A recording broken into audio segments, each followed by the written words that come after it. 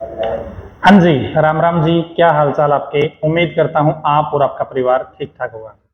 बहुत सारे बच्चों का सपना होता है कि वो बड़े-बड़े अधिकारी लगे, एचसीएस का एग्ज़ाम दे, एचसीएस को क्वालीफाई करके जो पावरफुल पोस्ट है, उसमें अपना सिलेक्शन ले और कार्यभार सँभाले।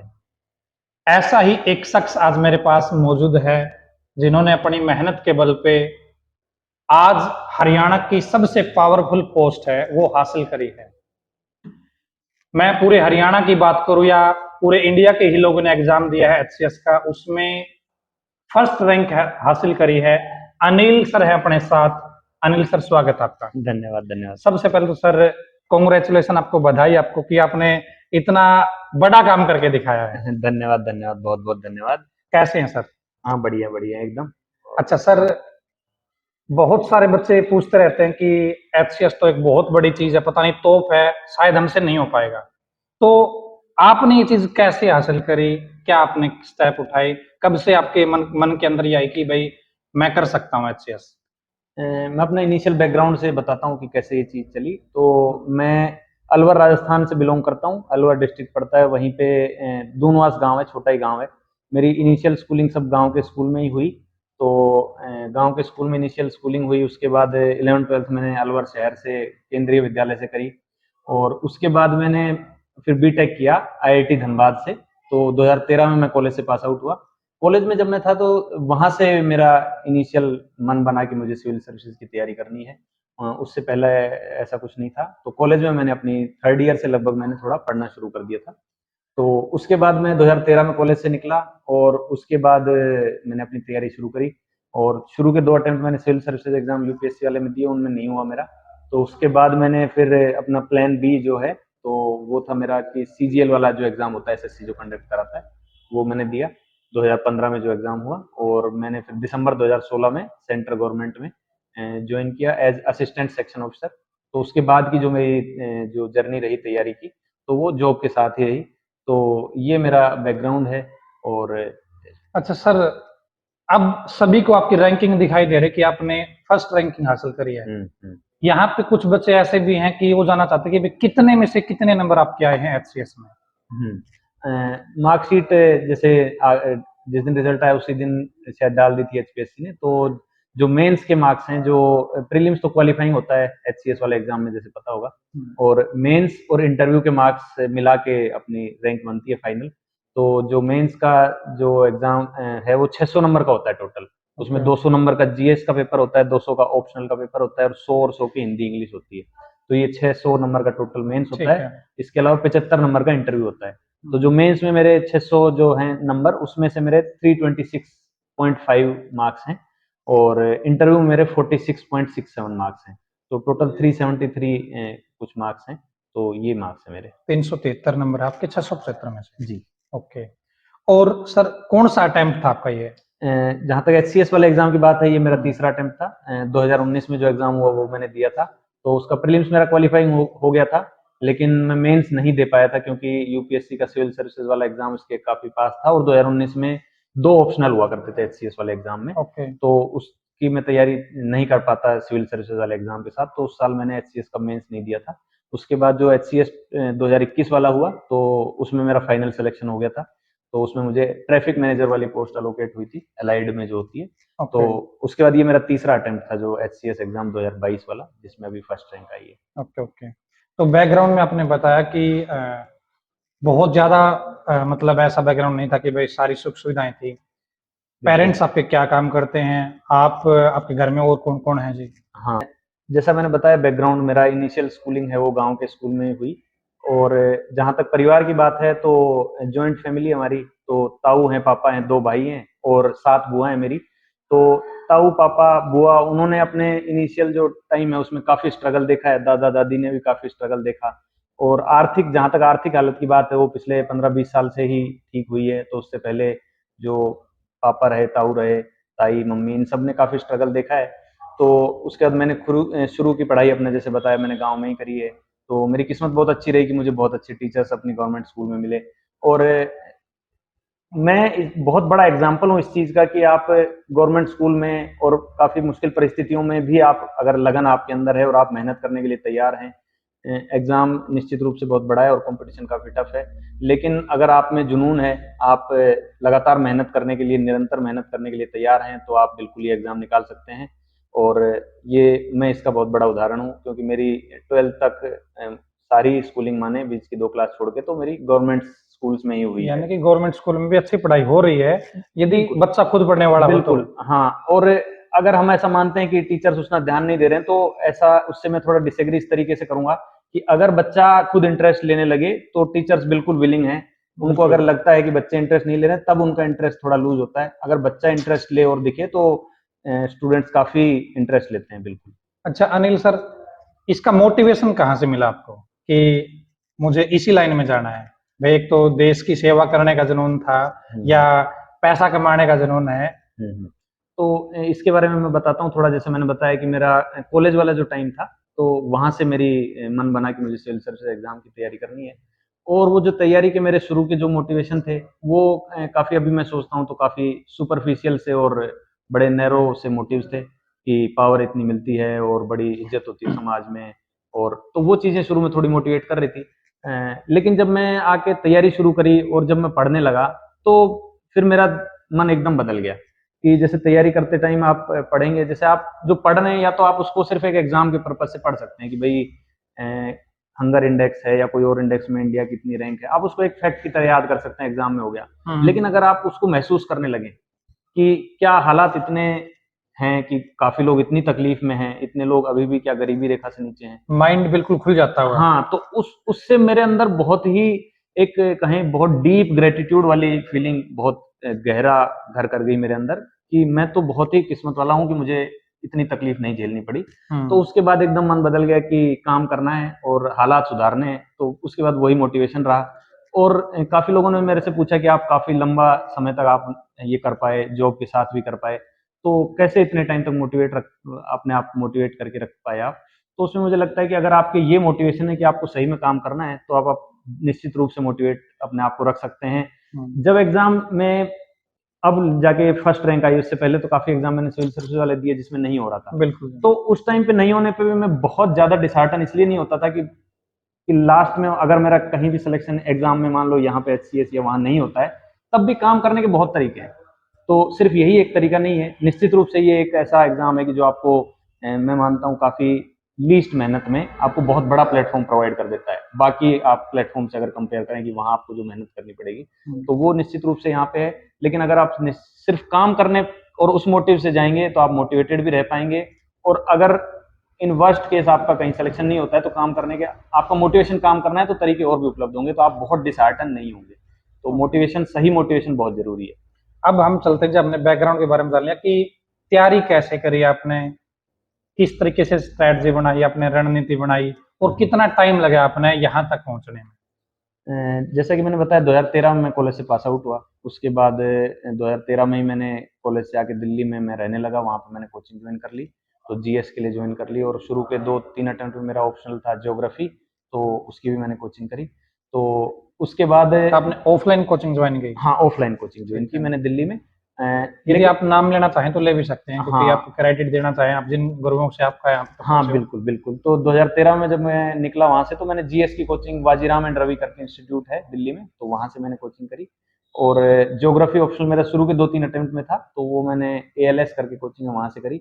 लेकिन मैं एक चीज़ यहाँ पे हाइलाइट करना चाहूँगा कि आज से 10 साल पहले इतने ऑनलाइन रिसोर्सेज़ अवेलेबल नहीं थे। अब सुख सुविधा हाँ, बढ़ गए हाँ, हैं। हाँ। अब अगर कोई बच्चा घर रह के या वैसे भी तैयारी करना चाहे, तो आज आपके पास सफिशिएंट रिसोर्सेज कर अवेलेबल हैं, सकता है। कर सकता है, बिल्कुल। ज़रूरी नहीं है कि आप कोचिंग में ही जाके तैयारी करें। और मेरा अभी सिलेक्शन हुआ है, मेरे से पहले काफ़ी लोग का हो चुका है जिन्होंने कोचिंग नहीं करी है। बिल्कुल। किसी ऑफलाइन हाँ, कुछ कोचिंग ना से कुछ नहीं करी, एग्जाम्पल खुद ऐसे से मिल करी। जाएंगे। हाँ, बिल्कुल मिल जाएँगे। मेरे खुद हम्म। के दोस्त हैं ऐसे, जिन्होंने ऐसा निकाला है एग्ज़ाम बिना कोचिंग के, खुद की सेल्फ स्टडी से भी। और ऑनलाइन रिसोर्सेज, काफ़ी क्वालिटी रिसोर्सेज आपके पास अभी अवेलेबल हैं, तो आप उसके बिना भी कर सकते हैं। तो जहाँ तक कोचिंग की तो ये बात हो गई। इसके अलावा जो स्ट्रेटजी वाली चीज़ है, तो 1-2 चीज़ मैं अपनी बताना चाहूँगा। बुक लिस्ट और रिसोर्सेज तो मुझे लगता है कि अवेलेबल मिल जाएँगे, और अगर हम उसको बात करना चाहें तो कर सकते हैं। लेकिन जहाँ तक स्ट्रेटजी की बात है, तो एक चीज मैं करता था कि टारगेट ओरिएंटेड अप्रोच रखता था मैं। घंटे कितने घंटे पढ़ना है उसके बजाय मैं ध्यान रखता था कि आज मुझे ये चीज कवर करनी है। या टारगेट बनाते हैं, आज टारगेट मुझे ये बनाता हूँ, कंप्लीट करके छोड़ना बिल्कुल है, कुछ भी हो बिल्कुल। जाए सही। हाँ, अब इतना टाइम मुझे तैयारी करते हो गया है तो मैं अपनी एक डायरी रखता था, और अब तो मेरे पास डायरी 6-7 हो गई हैं। तो उनमें मैं अपना वीकली, मंथली, डेली टारगेट्स रखता था कि भाई आज मुझे ये करना है। मतलब छोटे छोटे आप टारगेट, बिल्कुल आज माइक्रो, मेरा टारगेट ये है। ये है बिल्कुल, आज ये कवर करना है। क्योंकि सिलेबस और ये सब इतना बड़ा है ना, आप अगर टारगेट ओरिएंटेड नहीं रहोगे ना तो आप खो जाओगे, कंप्लीट होगा ही नहीं कंप्लीट वो, भी नहीं होगा, आप खो और जाओगे, मैनेज भी नहीं होगा वो मैनेज चीजें। नहीं होगा बिल्कुल। तो आप टारगेट अपने क्लियर रहेगी, प्लान मेरा है अगले 2 महीने में मुझे ये चीजें रिवाइज करनी है, फिर उसको ब्रेक डाउन करें आप कि भाई 2 महीने में ये करना है तो एक एक हफ्ते में इतना इतना करना है, फिर आप डेली करें। तो ये टारगेट ओरिएंटेड अप्रोच आप बिल्कुल रखें। और घंटे जो सिर्फ तैयारी जो बच्चा कर रहा है, मान लो जॉब के साथ नहीं है, मैं नौकरी के साथ करी है पिछले 6-7 साल से, तो उसके पास तो पूरा टाइम अवेलेबल है। तो आप घंटे घंटे की ज्यादा ना सोचे कितने घंटे पढ़ना है, आप अपना टारगेट बनाएं, उसको कंप्लीट करें। अगर वो टारगेट आप 6-7 घंटे में कर पा रहे हैं तो बहुत अच्छा है, और अगर वो उसमें 10-12 घंटे लग रहे हैं तो 10-12 घंटे सही। ओके, तो आपने एक दिन मैक्सिमम लगातार कितने घंटे पढ़ाई करी जी आपने नो? याद आंदा हो मैं एक दिन तो ईशा चला गया मेरा, मुझे पता ही नहीं चला बस तो यही ऐसे। जवाब है, पता ही नहीं चला कितने घंटे थे उस दिन, है तो कभी कभी क्योंकि ऐसा मैंने कई बिल्कुल बार होता इंटरव्यू है। देखे हैं ऐसे बच्चों बिल्कुल के। बिल्कुल ऐसा होता है। और जब एग्जाम पास आ जाता है कि भाई एग्जाम में 10-12 दिन ही बचे हैं, तो उस टाइम दिमाग में है कि भाई अगले 12 दिन में मुझे सारी चीजें 4 बार 3 बार रिवाइज कवर करनी करनी है। करनी है। हाँ। तो उस टाइम घंटे नहीं गिन रहे होते हैं, उस टाइम तो बस जितने घंटे हो गए 15-16, आंख बस आंख बंद होगी तो सो गए, आंख खुल गई तो फिर पढ़ने लग गए। तो बस ऐसा होता है। लेकिन इस चीज से डरने की जरूरत नहीं है। ये ऐसा फेज कि जब आप इतना पढ़ रहे हो वो लास्ट के 15-20 दिन होता है। बाकी एक कोट है इस टाइप का कि we always overestimate what we can achieve in short term, but we always underestimate what we can achieve over long term. तो हम क्या है कि आज बड़े जोश में आ जाते हैं कि आज मैं इतना कर दूंगा, है ना, और उस दिन जोश में आके हो सकता है अचीव भी कर लें। लेकिन हम लॉन्ग टर्म में क्या अचीव कर सकते हैं उसको हम हमेशा अंडर एस्टिमेट करते हैं। मैं बता रहा हूँ कि आप 7-8 घंटे भी अगर रेगुलरली रेगुलर रेगुलर दे पाए 7-8 घंटे, तो वो मोर देन सफिशियंट है। होगा ये कि 10-12 घंटे आप पढ़ते हो एक दिन, फिर उसके बाद कम हो खुश। जाता है, हाँ खुश हो जाता है। हाँ। तो वैसा नहीं करें आप। कम सात आठ पढ़े। घंटे 7-8 घंटे, और आप वो टाइम भी आपका अपने आप बढ़ जाएगा। जब 8 घंटे आप पढ़ रहे हैं शुरू में, तो आपको खुद अपने आप कैपेसिटी बढ़ती जाती है, आप ज्यादा देर बैठ सकते हैं। तो उसकी चिंता ना करें, टारगेट वाला अप्रोच रखें और घंटे आपके अपने आप हो जाएंगे। और आप कंसिस्टेंटली अगर टाइम 7-8 घंटे देते हैं ना, तो आप अचीव बिल्कुल कर सकते हैं। ओके, आपने बताया अनिल सर कि ऑप्शनल सब्जेक्ट आपके पास ज्योग्राफी था। शुरू के 2-3 अटेम्प्ट में था, उसके बाद मैंने ऑप्शनल चेंज कर लिया था, फिर मैथमेटिक्स मेरा ऑप्शनल अभी। मैथ में क्या आपने? बिल्कुल बिल्कुल। अच्छा, तो ऑप्शनल का चुनाव कैसे किया? जैसे आपसे आपको ऐसा लगता है कि मेरी वो गलती हो गई, मैंने गलती कर ली, ज्योग्राफी सेलेक्ट कर ली, यदि मैं शुरू में दूसरा सब्जेक्ट करता तो शायद मैं पहले भी अच्छी परफॉर्मेंस दे सकता था। तो ऑप्शनल के बारे में मैं बताना चाहूंगा कि जब मैंने कॉलेज में शुरू में तैयारी की, फाइनल ईयर से जस्ट पहले दिल्ली वाले कोचिंग्स में 1-2 में विजिट किया मैंने, और वहां मैंने ऑप्शनल के बारे में बात की कि ऑप्शनल क्या ले सकते हैं। तो मेरा मन मैथ्स का ही था, मैं स्टार्टिंग मैथ्स, में बिल्कुल मैथ्स का ही था मेरा स्टार्टिंग, क्योंकि मैथ्स मेरी हमेशा ठीक रही है और मैथ्स में मुझे बड़ा मजा आता था करने में। तो लेकिन कोचिंग्स में मैं जहाँ गया वहाँ मुझे उन कोचिंग्स में मैथ्स अवेलेबल नहीं था, या जो भी उनके कारण रहे हों, तो उन्होंने काफ़ी मुझे मैथ से डराने की कोशिश करी कि नहीं नहीं बड़ा सिलेबस होता है, ये होता है। तो उस कारणों से मैंने फिर दूसरा ऑप्शन लिया, वो ज्योग्राफी। ना होने के कारण रह गया, उनके पास ऑप्शन नहीं था, हाँ आगे हम जो हमारे पास है उसी के लिए हाँ सजेस्ट करें हाँ इसको। हाँ। और उस टाइम मेरी भी गलती रही, उस टाइम मुझे इतना नहीं पता था कि मुझे वहां जाना चाहिए था जो मैथ्स पढ़ा रहे हैं। मैं वहां गया ही नहीं जो मैथ्स पढ़ा रहे हैं, मैं हाँ, दूसरी कोचिंग में गया जो बड़े बड़े नाम के कोचिंग होंगे नाम वहीं गया। नाम के पास चले गए। हाँ, तो नाम के पास चले गए और उनके पास मैथ्स ऑप्शन था भी नहीं। तो ये मेरे से गलती हुई। तो आप मैथ्स ऑप्शनल के लिए मैं बता सकता हूँ कि आपको बहुत इंटरेस्ट होना चाहिए, तभी आप मैथ्स ऑप्शन लें, क्योंकि टाइम काफी डिमांड करता है मैथ्स। अभी का मैं एग्जांपल अभी का रिसेंटली आपको बताऊं तो प्री मेंस के बीच का जो पीरियड है, तो उसमें मान लो मैं छुट्टी पे था और पढ़ाई कर रहा था, तो 10-12 घंटे अगर मैं पढ़ रहा था दिन में, तो उसमें से 7-8 घंटे में मैथ्स ही पढ़ रहा था। तो मैथ्स काफी टाइम डिमांड करता है, तो उसमें कहीं ना कहीं आपको अपना जीएस वाला जो पार्ट है वो भी कॉम्प्रोमाइज करना पड़ता है कि भाई आपको ज्यादा देर मैथ्स का ही टाइम दे रहे हो।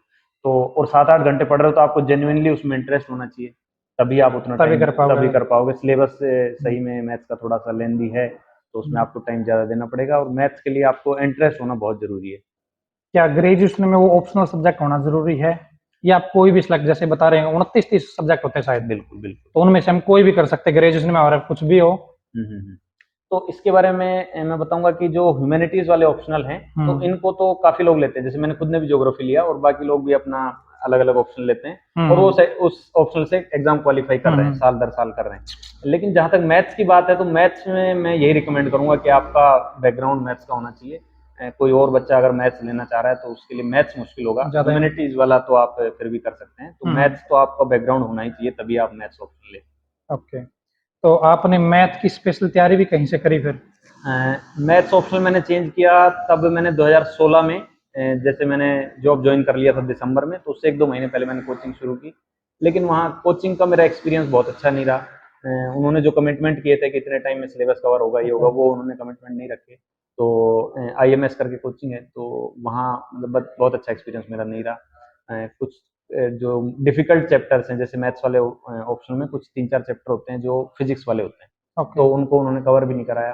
तो उसके बाद मैंने यूट्यूब पे एक मैथोक्रेट करके चैनल है, तो शिवराज गुर्जर सर हैं, वो IIT खड़गपुर से पास आउट है, उन्होंने एक चैनल शुरू किया मैथोक्रेट। तो वहां से फिर मैंने वो डिफिकल्ट चैप्टर वहां से किए। उसके बाद उन्होंने अब तो अपनी कोचिंग भी स्टार्ट कर दी है और उनको उनका पढ़ाने का तरीका मुझे बहुत अच्छा लगा। मैथोक्रेट का काफी कंट्रीब्यूशन है मेरे मैथ्स वाली तैयारी में, क्योंकि जो डिफिकल्ट चैप्टर थे उन्होंने काफी हेल्प करी। टेस्ट सीरीज भी मैंने मैथोक्रेट से ही करी। तो उन्होंने जो कमिटमेंट किए टेस्ट सीरीज में भी, भाई आप टेस्ट दे रहे हो, वो कॉपी हम आपको इतने दिन में चेक करके दे देंगे, तो उन्होंने अपने कमिटमेंट सारे पूरे किए। तो मैथोक्रेट मतलब काफी अच्छा मेरा एक्सपीरियंस रहा। सजेस्ट करोगे आप जो बिल्कुल मैथ वाले हाँ, मैथ वाले हैं, आप कोचिंग के लिए जाना चाह रहे हैं तो बिल्कुल आप मैथोक्रेट पे जाएं। और उन्होंने तब तो ऑफलाइन सेंटर भी स्टार्ट कर दिया है ओल्ड राजेंद्र नगर दिल्ली में, और ऑनलाइन तो उनका वही चीज चली रही है, ऑनलाइन भी अवेलेबल है। अच्छा, हम कोचिंग की बात करें तो फीस वगैरह क्या स्ट्रक्चर रहता है? फीस ज्यादा होती है क्या इन एग्जाम की, क्या रहता है? जैसे मैंने कोचिंग काफी पहले करी थी, जैसे मैं बताया GS वाली तो 2013 में की थी, तो अभी फीस स्ट्रक्चर कितना क्या फीस है उसका मुझे कम आइडिया है।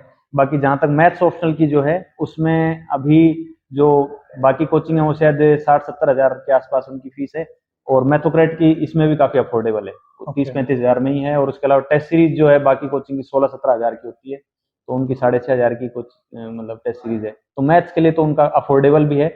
और उसके अलावा भी आपको अगर लगता है कि आप कोचिंग पे नहीं जा सकते हैं तो आप खुद से भी मैथ कर सकते हैं, और जो मुश्किल चैप्टर्स हैं वो उन्होंने अपने यूट्यूब चैनल पे भी कवर करा रखे हैं। ओके, हाँ और मॉक टेस्ट का क्या रोल रहता है जी, जब आप मॉक टेस्ट अटेम्प्ट करते हो हाँ इसके बारे में? क्योंकि बहुत सारे बच्चे बोलते हैं कि हम मॉक टेस्ट अटेम्प्ट नहीं करते, बिल्कुल। हमारा अच्छा परफॉर्मेंस नहीं हो पाती एग्जाम में, हाँ हाँ बिल्कुल कहीं ना कहीं बिल्कुल चूक जाते हैं वो इस चीज से, करनी चाहिए शायद। बिल्कुल। और मैं तीनों स्टेज पे ये चीज का बताता हूँ कि प्रीलिम्स में जहां तक है वहाँ MCQ टाइप क्वेश्चन आते हैं। तो टेस्ट देने का मुझे सबसे बड़ा बेनिफिट है, एक तो ये लगता है कि आप रिकॉलेबिलिटी आपकी बढ़ जाती है। जैसे कोई चीज आप पढ़ रहे हैं तो वो उतना आपको याद नहीं रहेगी, लेकिन अगर उससे रिलेटेड आपने एक बार टेस्ट दे लिया और कोई क्वेश्चन आपका गलत हो गया, वो आप मान लें कि वो आपका अब आगे गलत नहीं होगा, वो आपको हाँ, वो आप उसको चेक करोगे। वो ध्यान रह जाएगा आपके। तो इस चीज की बढ़ जाती है। इसके अलावा एक्चुअल एग्जाम प्रेशर जो है वो उससे आप डील करना सीख जाएंगे। आप जब भी टेस्ट दें, मॉक टेस्ट दें, तो आप टाइम लगा के टेस्ट दें। मैं तो हमेशा ये करता था कि 2 घंटे का टाइम लगा टाइम लिमिटेशन के साथ। हाँ, आप रिलैक्स होके इस तरीके हाँ, से फिर तो टेस्ट नहीं दें तो वो उतना बेनिफिट नहीं करेगा, क्योंकि जब एक्चुअल एग्जाम में आप देने जाएंगे तो उस दिन तो वहां पे रिलैक्स तो मोड टाइम में नहीं लिमिट दे हो गई। सकते। हाँ, तो आप टाइम लगा के दें। और टेस्ट जो देने का वो बड़ा बेनिफिट जो मैं बता रहा हूँ ये काफी बड़ा है कि आप रिकॉलेबिलिटी आपकी बढ़ जाती है, और एक्चुअल एग्जाम कंडीशन को भी आप इतना एक्सपीरियंस कर लेते हो कि उस दिन उतना प्रेशर आपको नहीं फील होगा। तो ये प्री के लिए भी एप्लीकेबल है, मेंस के लिए भी ये चीज बड़ी एप्लीकेबल है कि आप आंसर राइटिंग पहले इतनी प्रैक्टिस कर लें कि काफी बच्चे हैं जिनका मेंस में पेपर कंप्लीट नहीं हो पाता है कि भाई लेंदी पेपर था ऐसा, तो आप पहले ही उस चीज को प्रैक्टिस करके जाएं कि भाई 3 घंटे ही टाइम है, वो हमें पता है 3 घंटे का ही पेपर है, तो आप उसी अकॉर्डिंग प्रैक्टिस करें और पहले आप करके जाएं कि उससे आपको पता हो कि एक क्वेश्चन में मुझे कितना टाइम देना है। तो वो चीज आपकी पहले प्रैक्टिस रहेगी तो फिर आप एक्चुअल मेंस एग्जाम में ठीक कर पाएंगे। तो इसका बड़ा बेनिफिट है। और जहां तक मॉक इंटरव्यू स्टेज पे जहां तक मॉक की बात है, तो मॉक इंटरव्यू जो होते हैं, तो मैंने डॉक्टर अमित अकेडमी है यहाँ पे चरखी दादरी में, तो उनसे मेरा एसोसिएशन जनवरी में शुरू हुआ। जैसा कि मैंने बताया पिछले बार जो HCS एग्जाम हुआ उसमें मुझे अलाइड वाले में ट्रैफिक मैनेजर की पोस्ट मिल गई थी, तो उस टाइम मेरा उनसे एसोसिएशन स्टार्ट हुआ। पिछले बार का जो एग्जाम था उसमें उन्होंने मेरे मॉक इंटरव्यू लिए और बताया कि मैं कहाँ इंप्रूव कर सकता हूँ। इसके बाद इस बार वाला जो अटेम्प्ट था मेरा, तो इसमें प्री मेंस के बीच में भी मैं चरखी दादरी में ही रह रहा था, तो वहाँ उन्हीं की एकेडमी में मतलब लाइब्रेरी है वहीं में पढ़ता था, और उनका पर्सनल मेंटरशिप करके उन्होंने एक प्रोग्राम चलाया था। तो हर 2-3 दिन में मिल के वो मेरे से, मैं आंसर जो लिख रहा हूँ वो मेरे आंसर देख लेते थे, क्या इंप्रूव कर सकते हैं वो देख लेते थे। तो उनसे मेरा मतलब हर 2-3 दिन में इंटरेक्शन हो ही रहा था कि भाई क्या कर रहे हो, जो मैं बता रहा हूँ टारगेट ओरिएंटेड अप्रोच, तो वो भी मेरी देखते रहते थे कि हाँ भाई अगले 2 दिन में क्या करने वाले हो, दिखाओ मुझे ये दिखाओ। तो उनका उसमें गाइडेंस प्रोग्राम था, हाँ वो गाइडेंस आप प्रोग्राम बिल्कुल एनरोल? हाँ, उन्होंने मतलब ऑन ट्रैक रखा मुझे। और उसके बाद इंटरव्यू के लिए भी मॉक इंटरव्यू उनके साथ मैंने एक पर्सनल सेशन किया और उसके अलावा एक बोर्ड के साथ भी सेशन किया। तो उसमें भी उन्होंने मुझे अपनी जो जहाँ मैं इम्प्रूव कर सकता हूँ वो चीज़ हेल्प करी, क्योंकि इंटरव्यू थोड़ा अलग ही गेम हो जाता है कि आप उसमें आपको सामने जवाब देना है, कई चीज़ आपको पता है तब भी आप उतना कॉन्फिडेंटली उस चीज़ को प्रेजेंट कर पा रहे हो नहीं कर पा रहे हो, तो वो एक अलग चीज़ है। तो उसकी प्रैक्टिस भी बहुत ज़रूरी होती है, तो उस प्रैक्टिस में भी उन्होंने मेरी काफ़ी मदद की। अच्छा, मीडियम के बारे में बहुत बार बच्चे बोलते रहते हैं कि भाई मैं हिंदी मीडियम से हूँ तो मैं कर पाऊंगा नहीं कर पाऊंगा, मैं इंग्लिश मीडियम से हूँ तो मैं शायद अच्छा कर पाऊंगा। तो यहाँ पे मीडियम का क्या रोल रहता है जी? मीडियम आप किस मीडियम से हैं? मैं जैसे 8th क्लास तक मेरी पढ़ाई हिंदी मीडियम में हुई, उसके बाद 9th से मैं इंग्लिश मीडियम में मैंने पढ़ाई करी और अभी जो एग्जाम दिया वो मैंने इंग्लिश मीडियम से ही दिया। ओके। तो जहाँ तक मीडियम की बात है, मुझे लगता है ये हो सकता है 10 साल पहले ये चीज़ वैलिड हो, क्योंकि हिंदी मीडियम में उतने शायद अच्छे रिसोर्सेज और उतना अच्छा हाँ, मटेरियल हमारे अवेलेबल नहीं पास था। ऑप्शन उपलब्ध नहीं थे वो। हाँ, लेकिन अभी तो काफ़ी रिसोर्सेज अवेलेबल हैं और अब हिंदी मीडियम के बच्चे बहुत अच्छी सिविल सर्विसेज एग्जाम यूपीएससी वाले उसमें भी बहुत अच्छी रैंक लेके आ रहे हैं। तो रिसोर्सेज वाली चीज़ है, मुझे लगता है वो तो एड्रेस हो गई है। और एचसीएस वाला भी जो एग्जाम है इसकी भी मैं बताऊं आपको, तो एचसीएस एग्जाम में जो मेंस है तो इसमें जैसे मैंने बताया हिंदी और इंग्लिश के 100 मार्क्स के पेपर होते हैं। तो उसमें हिंदी मीडियम वाले बच्चों को तो हिंदी वाले पेपर में बहुत बेनिफिट है। इंग्लिश मीडियम से जो आ रहा है वो ठीक है, इंग्लिश वाले पेपर में अच्छा कर ले, लेकिन उसके लिए हिंदी वाला पेपर चैलेंज है इंग्लिश मीडियम वाले के लिए। हाँ, तो आपके लिए हिंदी में बेनिफिट है, उसके लिए आपको इंग्लिश में चैलेंज है। तो मतलब मुझे लगता है कि ज्यादा और भी आपके लिए फेयर या इक्वल प्लेग्राउंड की बात करें तो वो एचसीएस वाले एग्जाम निश्चित रूप से। और मेरा पर्सनली जो रहा कि मैं 8th तक हिंदी मीडियम में पढ़ा और बाद में इंग्लिश में, तो अभी जो मार्क्स आए हैं तो हिंदी में भी मेरे से 8-10 लोग हैं जिनके ज्यादा मार्क्स हैं, ओके। और इंग्लिश में 15 लोग हैं लगभग जिनके मेरे से ज्यादा मार्क्स हैं। लेकिन जब हिंदी और इंग्लिश के मार्क्स जोड़ दें तो किसी के हिंदी में बहुत अच्छे तो इंग्लिश में कम है, दोनों में जोड़ दें तो फिर 2-3 लोग हैं जिनके मेरे से ज्यादा हैं। तो हिंदी और इंग्लिश मतलब इसमें तो हिंदी मीडियम वाले के लिए काफी मैं कहूंगा कि ठीक प्लेग्राउंड है एचसीएस के एग्जाम में। तो ओके, जैसे आप अदर स्टेट के हो, एक तो हरियाणा का बच्चा फाइट कर रहा है, एक आप अदर स्टेट के फाइट कर रहे थे, तो कितना फर्क था जी वहां पे फाइट करने में आपको एग्जाम में? नहीं, मुझे एकदम अदर ऐसा स्टेट का? ऐसा कोई मुझे तो फील नहीं हुआ कि अदर स्टेट वाली बात, क्योंकि मेंस तक तो आप वही चीज आप लिख रहे हो, आप सामने किसी के नहीं जा रहे हो कि जहां आपको वही चीज दिक्कत हो। तो और हरियाणा वाला एग्जाम जो है उसमें प्री में तो थोड़े क्वेश्चन हरियाणा के आते हैं, मेंस में तो प्री हरियाणा में वाला तो पार्ट कम ही है, हरियाणा वाला कोई क्वेश्चन आता भी नहीं है। तो हरियाणा वाला पोर्शन आपको पढ़ना भी होता है तो बहुत ज्यादा नहीं होता है कंपेरेटिवली अदर स्टेट देखें बॉर्डरिंग की, भाई राजस्थान है या यूपी है, तो वहाँ का यूपी स्पेसिफिक या राजस्थान ज्यादा स्पेसिफिक पढ़ना है तो ज्यादा पढ़ना पड़ता है। हाँ, तो बाकी स्टेट वालों की वो चीज हो गई। और इंटरव्यू में जहां तक बात है तो इंटरव्यू का सिस्टम इतना मतलब 2 बार मैं इंटरव्यू अभी दे चुका हूँ, तो काफी फेयर सिस्टम है। आपको वहाँ अपनी आइडेंटिटी भी डिस्क्लोज नहीं करनी है, आपको ना नाम बताना है बोर्ड के सामने। हाँ, और आपको ना अपना कहाँ से हो ये भी नहीं बताना है। तो और कहाँ यानी से, कि हाँ, आपको ऐसा लगा कि फेयर तरीके से बहुत चीजें हो फेयर रही से है अब? बहुत फेयर तरीके से हुआ। मैं तो 2 बार एग्जाम दिया हूँ पिछली बार, तो काफी फेयर है। मैं इसका बड़ा एग्जाम्पल हूँ कि भाई फर्स्ट रैंक बाहर वाला बच्चे की आ बिल्कुल रही है, बिल्कुल और जी, पिछली बिल्कुल। बार एग्जाम जो हुआ उसमें भी फर्स्ट रैंक जिनकी आई है वो पंजाब से है। हाँ, कमल नाम है शायद। कमल नाम है उनका, हाँ ओके ओके। बिल्कुल बिल्कुल, हाँ। अच्छा सर, इंटरव्यू के लिए आप कोई टिप्स देना चाहो बच्चे जो बच्चे तैयारी कर रहे हैं, या जो मतलब जिन्हें लग रहा है कि मैं इंटरव्यू तक पहुंचने वाला हूँ, तो उनको आप क्या गाइड करना चाहेंगे? इंटरव्यू के लिए जरूरी है कि आप अपना जो प्रोफाइल है कि आपका जो भी बैकग्राउंड रहा है कि आपने जहाँ जहाँ जो भी मान लो कि आपने बीटेक किया है तो जिस फील्ड से किया है उसके बारे में। इसके अलावा मेरा जो पर्सनल था कि मान लो मैं जॉब कर रहा था 6-7 साल से, तो आपका जो प्रोफाइल है जो भी बैकग्राउंड रहा है उसके बारे में आप तैयारी करें, क्योंकि वहां से बिल्कुल सवाल आपसे पूछे जा सकते हैं। तो बैकग्राउंड की तैयारी करें। इसके अलावा करंट अफेयर्स जो एकदम रिसेंट होता है पिछले 2-4 महीने का, वो काफी इंपॉर्टेंट होता है, क्योंकि बोर्ड मेंबर्स भी हैं वो भी न्यूज़पेपर पढ़ रहे हैं और अभी क्या कन्वर्सेशन हो रहा है तो उसी पे वो बात करना चाहते हैं। तो आप वो चीज़ तैयार करें।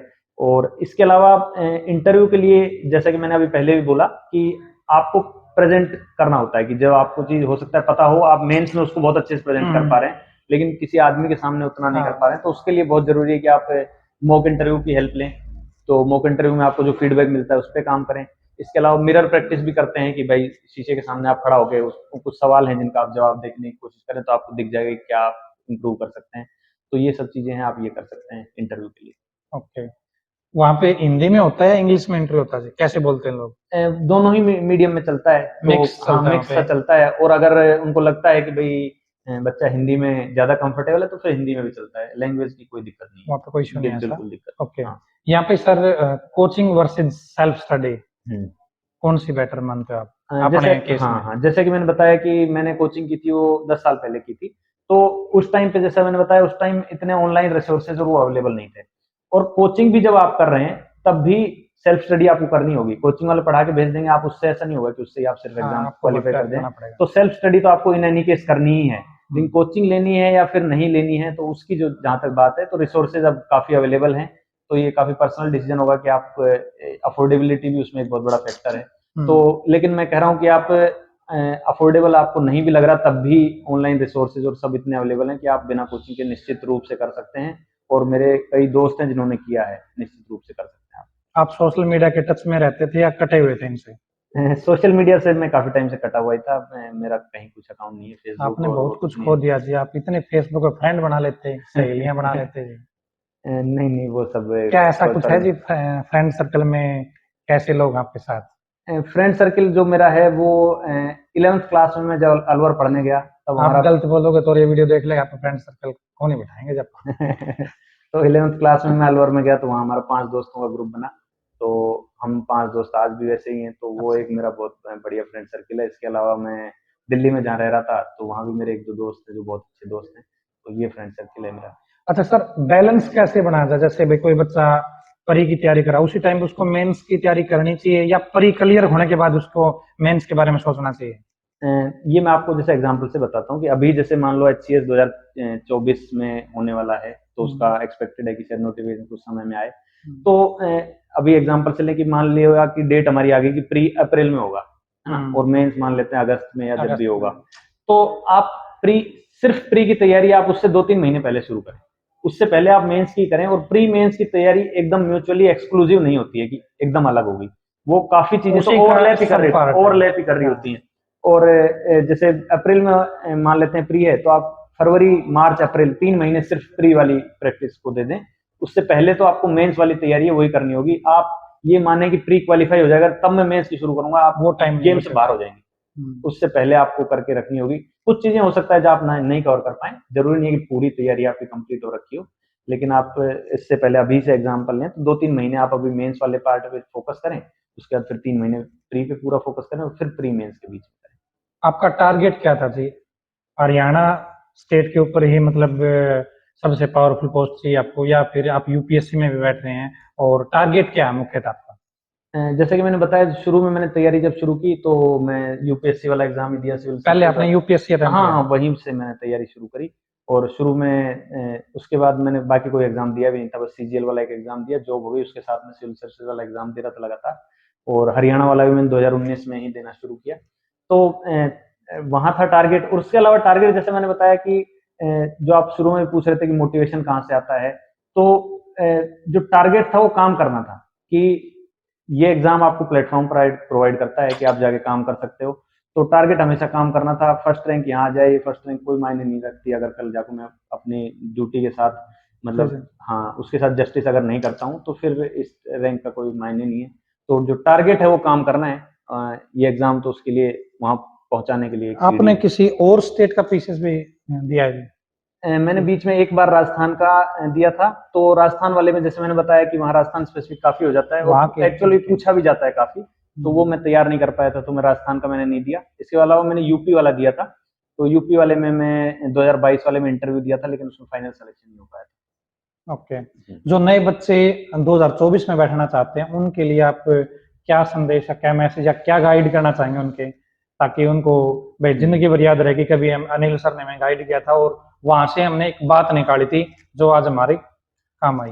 इसमें मैं 2-3 चीजें कहना चाहूंगा कि सबसे पहली चीज तो आप तैयारी, ये एग्जाम इतना बड़ा है कि बड़ा इन द सेंस कि आपको सिलेक्शन के बाद इतना बड़ा प्लेटफॉर्म दे देता है। तो इस सेंस में मैं बड़ा कह रहा हूँ। तो इतना बड़ा है कि आप अपने मोटिवेशन सही रखें कि आप इसकी तैयारी क्यों कर रहे हैं और आप उस पोस्ट पे जाके बैठना चाहते क्यों हैं, क्यों बैठना चाहते हैं। तो आप मोटिवेशन सही रखें। सही मोटिवेशन से आप तैयारी करेंगे तो आप अपने आप को लंबे टाइम तक मोटिवेटेड भी रख पाएंगे और कल को उस चीज का फायदा समाज को, देश को दे पाएंगे। वरना सिर्फ अगर पर्सनल बेनिफिट और उस सब से आप मोटिवेटेड हैं तो वो ज्यादा टाइम तक मोटिवेटेड भी नहीं रह पाएंगे। और उसका कोई मायना नहीं है। फिर आप जब काम नहीं करेंगे ईमानदारी से तो उसका कोई मतलब नहीं है। तो पहली चीज तो आप मोटिवेशन सही रखें। दूसरी चीज की इसमें टाइम आपको देना पड़ेगा। जैसे हमने बात की कि दिन के 8-10 घंटे आप एवरेज देते हैं, तो आप उस प्रोसेस को अपने ऊपर बोझ नहीं बना सकते हैं। आप उस प्रोसेस को आपको एंजॉय करना होगा। आप अपने तभी अंदर लंबे क्यूरियोसिटी वाला भाव रखें कि हम्म। अभी मान लेते हैं रशिया यूक्रेन लड़ाई चल रही है या फिर अभी इसराइल वाला शुरू हुआ है, तो आप क्यूरियोसिटी वाला भाव रखें कि ये हो क्यों रहा है, पीछे इतिहास क्या रहा है, तो जानने का भाव रखें। तो ये क्यूरियोसिटी वाला भाव रखेंगे तो वो दिन के 8-10 घंटे जो हैं वो आपके लिए काफी फ्रूटफुल हो जाएंगे और आप उसको बोझ की तरह नहीं देखेंगे और कंटिन्यू कर पाएंगे। तीसरी चीज मैं कहना चाहूंगा कि आप अपना एक सपोर्ट सिस्टम जरूर रखें कि ये जर्नी इतनी कभी लंबी हो जाती है और बीच में अप्स डाउन इतने आते हैं कि आप काफी बार बहुत नीचे होते हो, तो उस टाइम आपको जरूरी है कि आपका फैमिली फ्रेंड सर्किल ऐसा हो जो आपको वापस से उठा पाए। Bounce back. तो हाँ, तो वो अपना एक ग्रुप जरूर रखें, वो आसपास की जो तैयारी कर रहे हैं उनका ग्रुप हो सकता है, दोस्तों का ग्रुप हो सकता है, फैमिली में मेंबर कोई हो सकता है।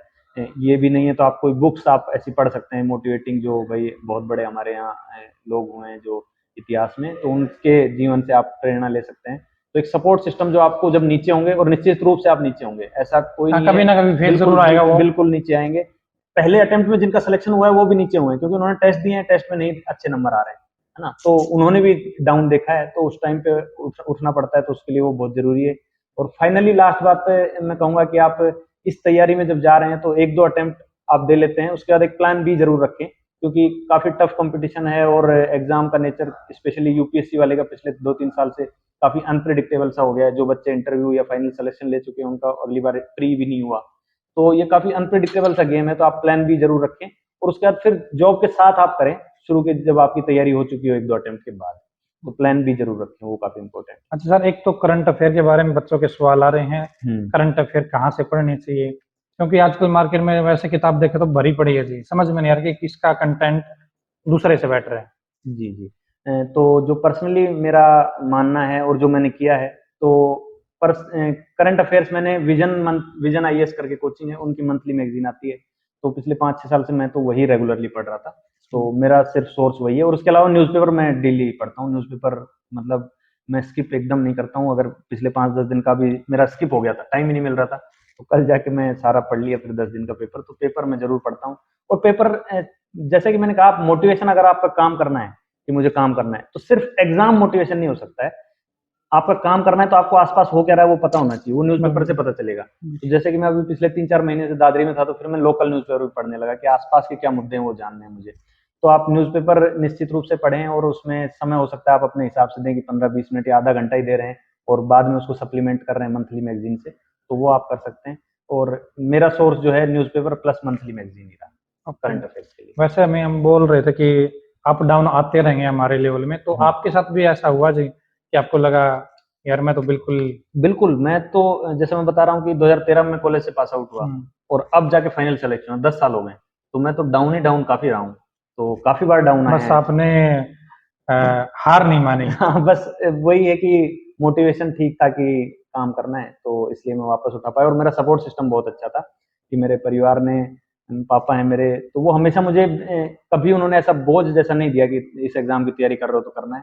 वो हमेशा जब भी मैं नीचे गिरता था तो वो उठने के लिए बोलते थे, और वो बोलते थे कि अगर फाइनली नहीं भी होता है तो तरीके बहुत हैं, मतलब काम करने के लिए बहुत सारे तरीके हैं, तो ये नहीं सोचना है कि एग्जाम नहीं हुआ तो जिंदगी खत्म हो गई। एक एग्जाम कोई जिंदगी नहीं है, जिंदगी बहुत बड़ी चीज होती है। तो आपका मोटिवेशन अगर ठीक है, सपोर्ट सिस्टम आपका है, तो आप वापस से उठ पाएंगे। अभी आपसे मैंने जितनी बातें करी उनसे मुझे ऐसा लग रहा है जो बच्चे कई बार बहाने बनाते कि मैं तो सरकारी स्कूल का स्टूडेंट हूँ, मैं नहीं कर पाऊंगा, तो शायद वे कहीं ना कहीं सारे बहाने ही हैं जी, मुझे ऐसा लग रहा है। हाँ, हाँ, बिल्कुल ऐसा कह सकते हैं, और निश्चित रूप से बहाने हैं। और जब ऐसा होता है कि मैं खुद भी, जब ऐसा होता था, काफी दिन ऐसे होते हैं, ऐसा नहीं कि मेरे साथ ये चीज नहीं हुई है, काफी दिन ऐसे होंगे कि आज मेरा मन नहीं हो रहा पढ़ने का, तो फिर मैं बोल दूंगा कि अरे आज तो मैं थका हुआ हूँ, कल लेट सोया था, तो वो मुझे तो पता है वो बहाना है। मैं दूसरे को बोल दूंगा कि मैं कल रात में लेट सोया, तो दूसरा तो बोल देगा चल ठीक है भाई मत पढ़ा आज, लेकिन मुझे पता है। इस तैयारी में आपको अपने आप से ऑनेस्ट रहना बहुत जरूरी है। आप दूसरे को, किसी को बेवकूफ बना सकते हो, दूर रह के पढ़ाई कर रहे हो, घर वालों को बोल सकते हो मैं दिन में 10 घंटे पढ़ रहा हूँ, और उस 10 घंटे मान लो आप जाके लाइब्रेरी में अगर बैठ भी रहे हैं, तो उस 10 घंटे में एक्चुअली आप पढ़ाई कर रहे हैं या बस किताब खोल के बैठे हैं।